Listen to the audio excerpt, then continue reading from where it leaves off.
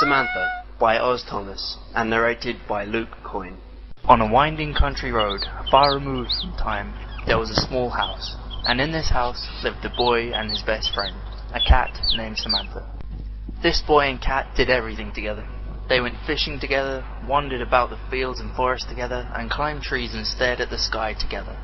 They were happy here, and on one beautiful, crisp autumn day, they decided to pick apples. The boy grabbed his extra long ladder, his work shoes, and a few buckets, and with Samantha he headed for the apple grove to fill his buckets with fruit. Samantha simply leapt up into the trees, since she was a cat and that's something cats do, but the boy had to use his ladder to get up there. But once he was up there, his buckets quickly filled with fruit. So the boy told Samantha to stay where she was, and that he would return soon once he'd emptied the buckets into the cellar. And off he went. When the boy came back, just a few minutes later with the empty buckets, Samantha was nowhere to be seen. He raced back to the house, thinking perhaps she had gotten bored and gone to surprise him, but she wasn't there. It started to get dark and the boy began to worry. He looked down that long dirt road that led away from his home, away from town. He'd never walked down this road before, but now it seemed he would have to. He had to find his friend. And so, with only the shoes on his feet and the shirt on his back, he started walking. He walked day and night, across valleys and deserts. He walked in the rain and in the cold. He walked for so long, his shoes wore out. Winter came, and his shirt wore thin, but that didn't stop him. I have to find my best friend, he told himself. One day, the dirt road he was walking on ended, and a hard, crooked one took its place. The boy shivered, but he kept right on walking.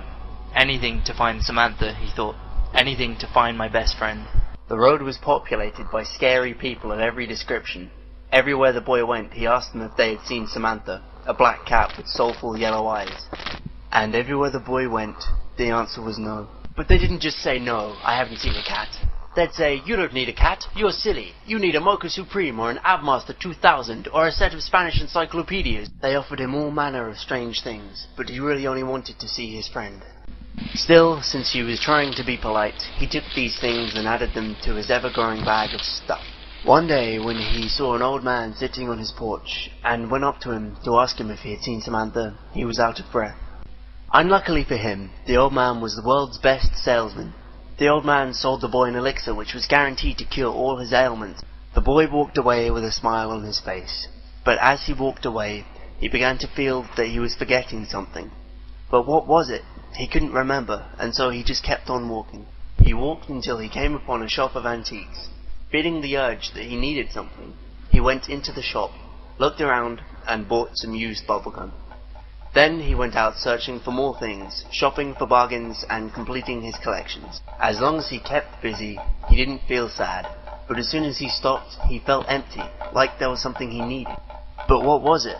It wasn't a set of Full House DVDs, or a Ninja Turtle action figure, or a combination nail clipper, envelope opener, and can opener. He had all of this, and more, but he wasn't happy. So he sat down to think. He barely noticed when a black cat with soulful yellow eyes walked past him. He just glanced at one of his watches, and decided it was time to get moving again. Samantha couldn't believe her eyes. She couldn't believe that he didn't notice her. She tried to convince herself that maybe it wasn't him, behind the glasses and hat and all that clutter, but she knew that it was him. And even though the boy paid no mind to her, as he ran this way and that, adding to his baggage, she followed him faithfully. As she followed him, she helped him time and again. She opened doors so that they didn't hit him in the face. She threw a board out so the boy didn't fall into a ditch. But hope as she might, the boy didn't notice her or pay her any mind. Except for one time when he thanked her and offered her a suitcase of money for her services. She said she didn't want the money, and the boy simply walked away. She began to feel that it was hopeless, that he would never ever remember her. But then the boy paused. He paused because something had caught his eye. A poster of a cat. A poster that a poor little boy had made when he lost his best friend and would have given anything to have her back. He couldn't see it too clearly, so he took off his glasses and scarf. His iPod and cell phone and Game Boy distracted him, so he set them aside. He looked back behind him, and he saw a sad little black cat with soulful yellow eyes. And just then, something clicked.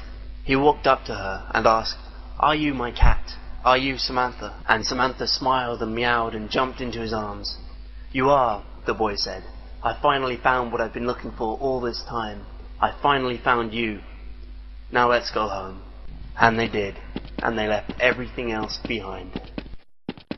The end.